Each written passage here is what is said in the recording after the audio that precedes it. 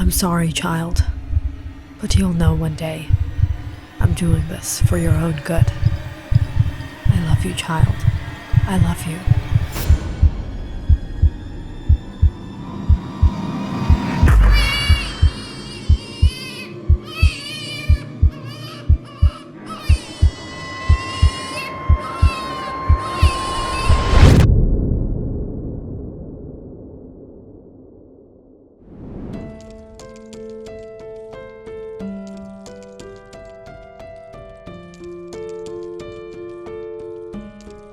My mother. My mother. She is the most realistic and the most practical woman. Perhaps she learned from the mistakes of her life that she made earlier on in her life. As for my father, I never saw him. In fact, when my mother was pregnant with me, he left her and me. He never wanted to take any responsibility of mine. But my mother has raised me well. As far as I can remember, my mother has always been an independent, ambitious woman. She went through a lot of struggle, doing odd jobs, bringing me up, saving money, and finally, after 12 years of hard work, she opened her own boutique. And eventually, even found love in her life again. And had 2 children. Now, it's my mother, Jake, Lisa, Ronnie, and me. My mother saw the dark side of life, but she never allowed the negativity to corrupt her. She always fought her way to a good life, and she raised me like so. From my childhood, she has always taught me to be independent, stand on my own feet. And I grew up doing my chores, taking care of my studies, and even started working at 16 to help out around the house. I recently got enrolled at the BI University, and now I'm moving out to make it on my own, just like my mother. I managed a small studio apartment and got a job at a nearby coffee shop.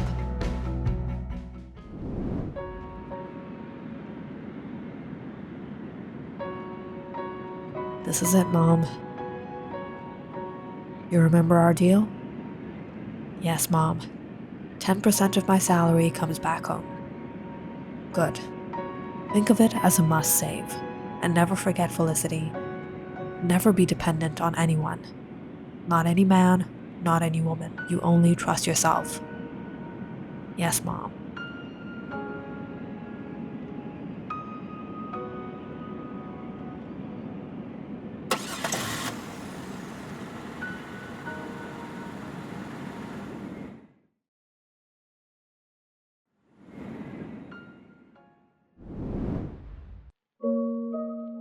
I've been taking morning classes at the university and working the afternoon shifts at this coffee shop. The schedule is a little busy, but I've been managing paying the bills, rent, and even sending money back home.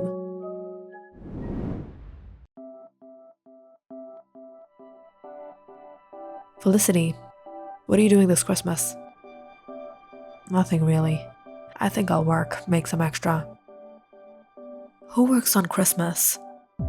Well, my mom always told me life isn't fair, but you have to deal with it, so you better be prepared. Yeah, and sometimes you also have to take it easy and have a little fun. You should take a break. Want to go ice skating with me? I'll pass. Kevin, my coworker, he's always trying to flirt. Not just with me, but all the girls that come and go. He's not that bad, and we've sort of become friends. Felicity was getting by, managing work and classes, and things were going all right. but it was about 2 weeks before Christmas. Her manager scheduled her to the night shift. And now, Felicity's busy schedule became hectic. She was working the night shift, then going for her classes, and finally sleeping in the afternoon.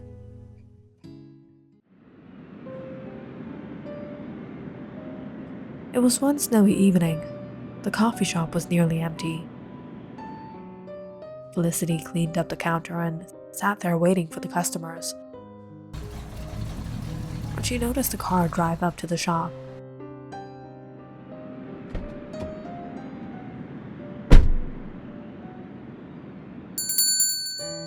And a man came in.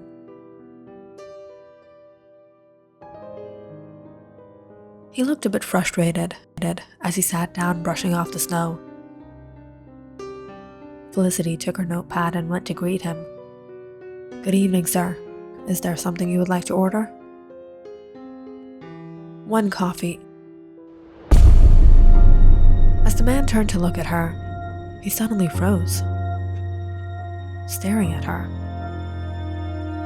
"Sir, your order?" "Hello.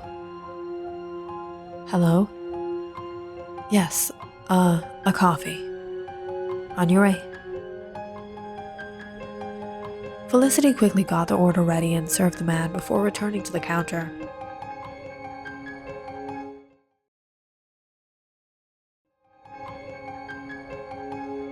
She could feel the man's eyes on her. He stayed for a while and then simply left.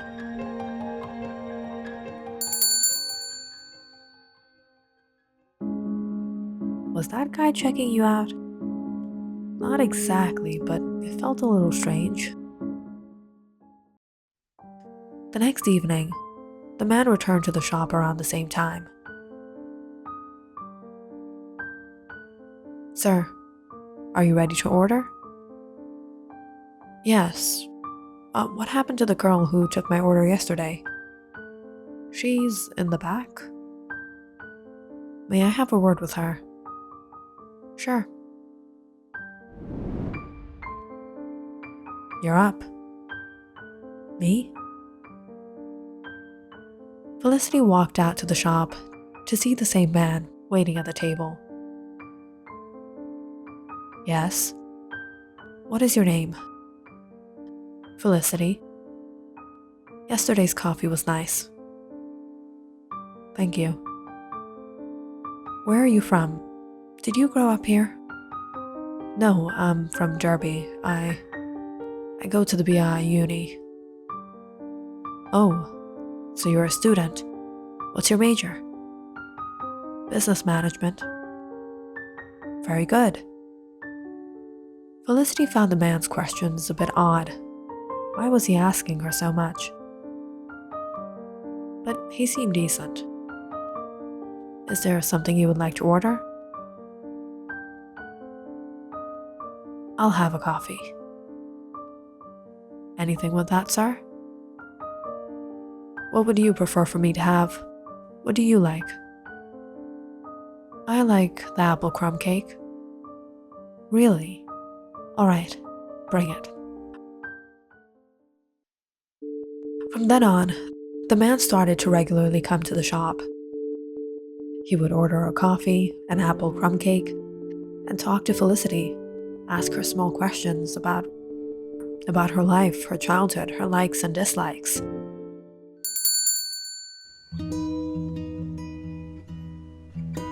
"Guess who's here again? Maybe he likes you."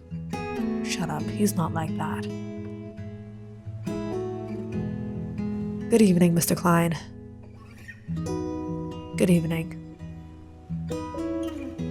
"So, will it be the usual?" "Yes." Mr. Klein looked back to the counter and suddenly asked her, "That young man, he seems to be very interested in you. Is he your boyfriend?"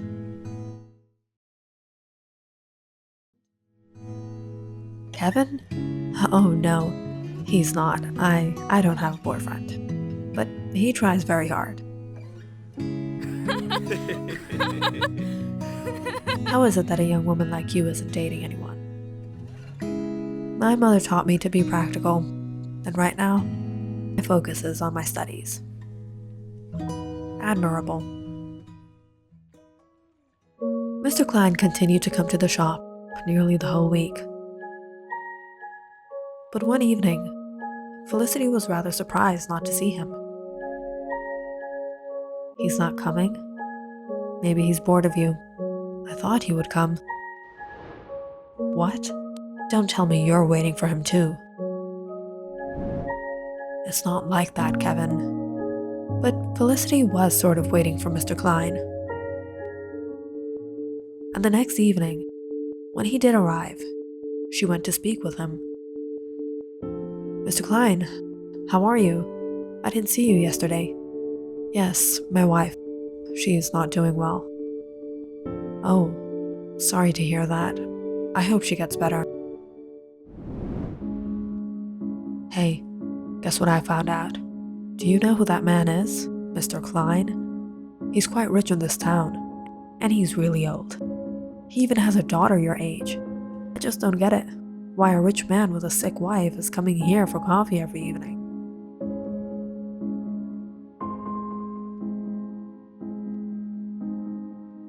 Felicity too had started to become curious about Mr. Klein.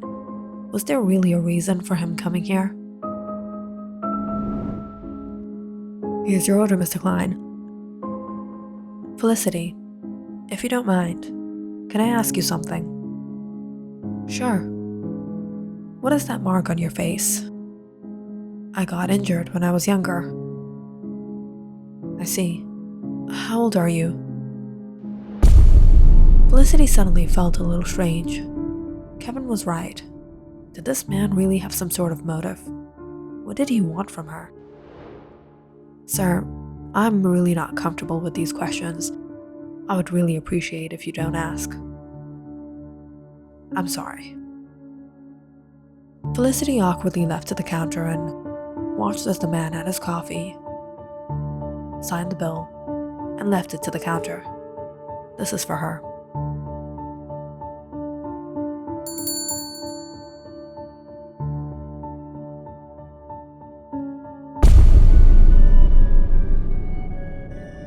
Felicity, you have got to see this.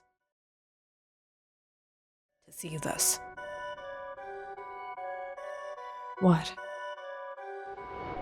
The man just left you a tip. A big tip.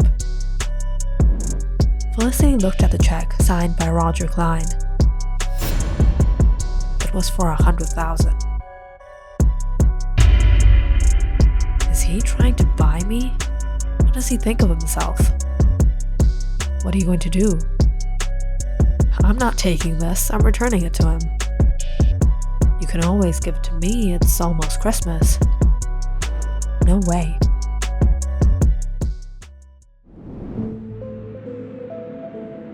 The next weekend, with a little help from Kevin, Felicity found out Mr. Klein's office. So he's super rich. I told you. Stepping into the office, Felicity and Kevin were soon halted at the reception. How may I help you? I'm here to meet Mr. Roger Klein. Do you have an appointment? No, but I'm sorry, but Mr. Klein doesn't meet anyone without an appointment. But we met at the coffee shop. As Felicity tried to explain, a woman called them aside. What happened? I was here to meet Mr. Klein. We met at the coffee shop. Oh, you're the girl from the coffee shop. Come with me. Noticing Kevin, the woman asked, Is this your friend? Yes. Gemma, please escort this young man to the waiting room, and I'll escort you to Mr. Klein's office. Felicity ushered Kevin before she followed the woman inside. She was amazed how luxurious the building was. She took her upstairs where they walked to a suite. Mr. Klein's office and knocked on the door. Mr. Klein, it's her. Stepping into the room, when Felicity saw Mr. Klein, she felt a little nervous. Felicity, I was hoping you would come. Mr. Klein, I really didn't understand. What is this about? I wanted to see what you would do if you were offered that kind of money, and I was hoping you would come. I can't accept this. As Felicity placed the check on the table, Mr. Klein smiled and asked her, Felicity, do you know how that mark of yours really happened? Yes, I got injured. Come with me. Mr. Klein got up and ushered Felicity to follow. As they were headed out, Felicity asked him, Where are we going? What about Kevin? Don't worry, your friend is enjoying himself.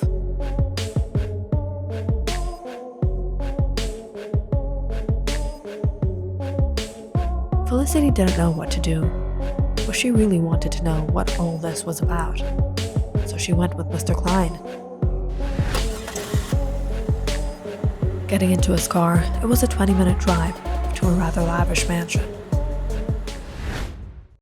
This is my home.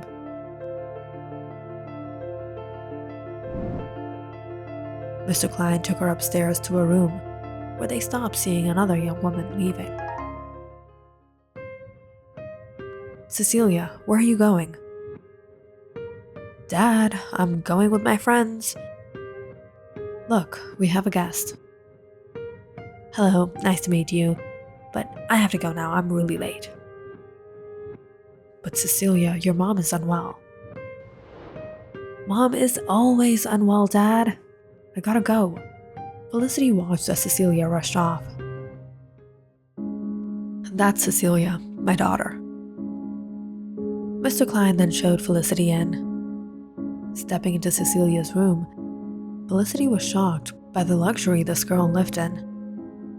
Look at this room. How do you like it? Mr. Klein, I don't understand. Why are you showing me all this? What does all this have to do with me? Everything. Everything? Walking down the hall, Mr. Klein took Felicity to another room, where she saw a woman laying in bed. Everything you see, everything that I have, is yours. Mine? Yes, Felicity. This is your mother. She also likes apple crumb cake, by the way. And I'm your father. How can that be? The mark on your face, it wasn't an injury. It's your birthmark. What?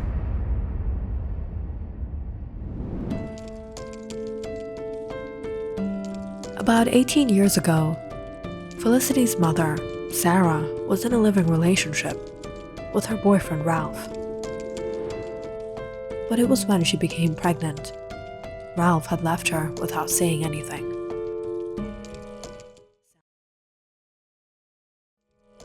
Sarah was all alone. She didn't have anyone, and she didn't know how she was going to raise this child all on her own. In that situation, she managed to get a job at the Klein mansion. Roger and Laura Klein were a very influential and affluent family. After having their daughter, Cecilia, and being overwhelmed with their own lives as is, they hired a governess to look after the house and after their child. When Sarah saw Cecilia for the first time, she was shocked. Felicity, her own daughter, and Cecilia, they were almost identical. Cecilia grew up in the hands of Sarah and was rarely ever with her parents. Sarah often wondered about the two girls, how similar they looked, but how different their lives were. while Cecilia was living a life of luxury, spoiled with toys and good food, everything she ever wanted. Felicity had nothing. Sarah knew she would never be able to give Felicity a good life. She would never be able to give her a good future. She could foresee the bright, rich future and happiness Cecilia would have, while Felicity would suffer the harsh reality of life and poverty. But it was one day, Sarah got a plan. She would change her child's future forever. She planned to switch Cecilia with Felicity, and knowing Mr. and Mrs. Klein rarely spent time with their child, they would probably never realize. But there was an immediate difference Sarah had to resolve. Everything about Cecilia and Felicity were nearly identical, from their hair, their skin, their eyes. But there was a birthmark on the side of Cecilia's face that Felicity didn't have.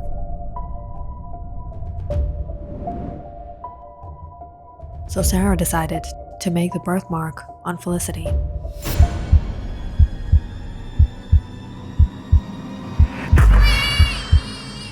She cut the side of her child's face.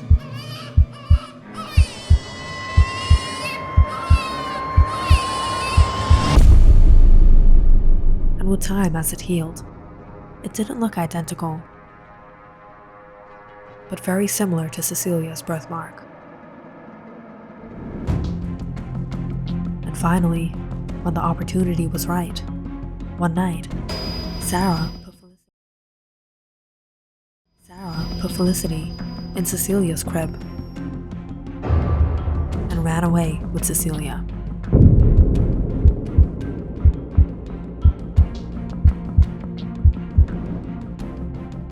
And as she had expected, Mr. and Mrs. Klein didn't realize until it was too late.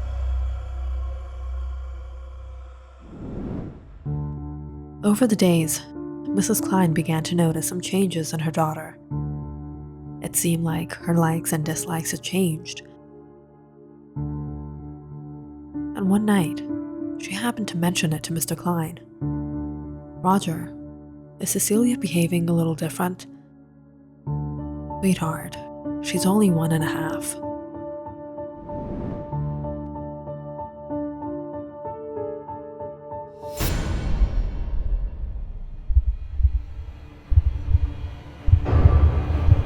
Laura, this is not her birthmark. It's more like a scar."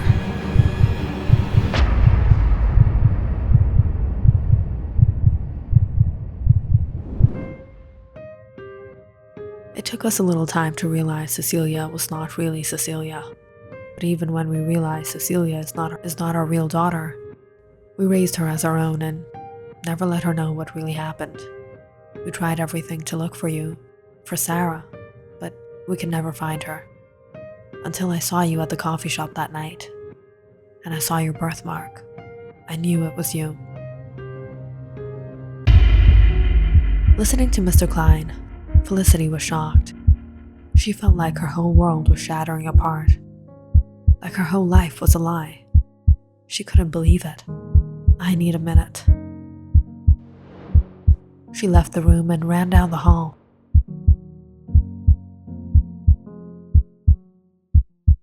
Stopping at the window for a breath. How could this be true? How could this be true? Looking back at her whole life, Felicity suddenly realized something she had never before. Her mother, she was so realistic and so practical, and she had raised her like so. She always kept everything to account, every penny she spent on her. She always made Felicity do her own things, cook her own food, do her own laundry, and even start working from such a young age. When it came to her mother always wanted her to know the harsh reality of life. But on the other hand, for Ronnie and Lisa, life was beautiful for them. Her mother never treated them like that. For them, She was the mother Felicity never had. A caring, loving mother, always spoiling them every way she could. If her mother was truly so realistic and practical, if she truly wanted Felicity to be independent and stand up on her own feet, why wouldn't she treat her siblings the same way? It's because she never really had any attachment with me. Because I'm not her daughter, I was an unwanted responsibility of guilt.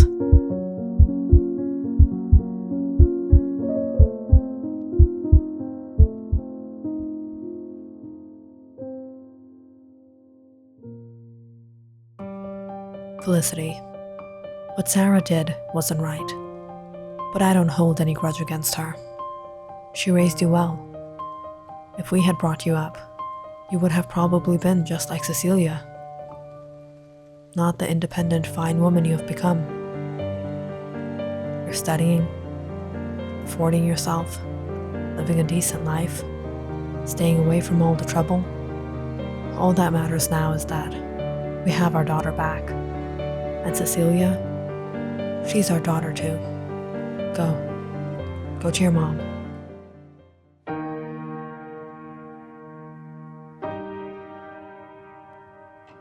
Mom? Opening her eyes, when Laura saw Felicity, she knew immediately who it was.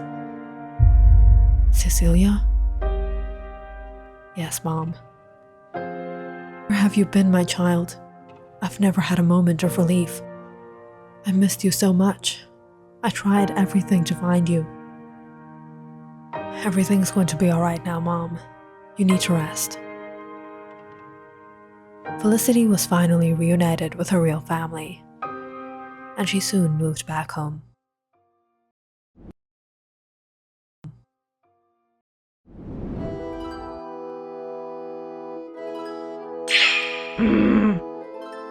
Dad, who is she? Why is she moving in with me in my room? Your mom and dad has adopted me. I'm your new sister. Really? So strange. You have the same birthmark as me. Okay, you can be my long-lost twin sister. But don't touch my things.